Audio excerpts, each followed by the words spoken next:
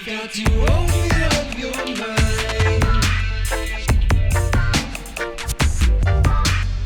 Let go of the past. See clearly through these problems. Only the strong are meant to last. So I started playing the guitar in 2001. That year I got an acoustic guitar for Christmas. It came with a beginner's guide that had chord charts in the back of the book. And I taught myself to play guitar out of that book. I used the chord charts. Practiced an hour in the morning, an hour at night. I used books from the library, video material from the library, and I also found videos of artists I liked that played the guitar and watched what they did. And so many sore fingers and books later, I taught myself to play the guitar. The first band I was ever in professionally, meaning I was getting paid for the shows, was a reggae band out of Chicago called Official Reggae Movement. They're still around back in Chicago. It was the first, like I said, professional setting I was playing music in. I learned a lot with them.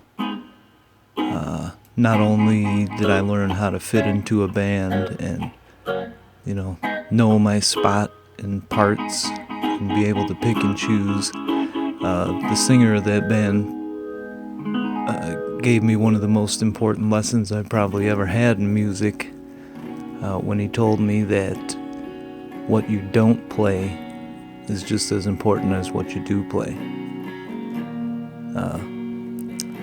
So I learned a lot from them, not just the music and the band part, but also about conducting the business of a band. And that was probably the first run-in I ever had with egos in music. Since then, I've probably been in 5 bands, ranging from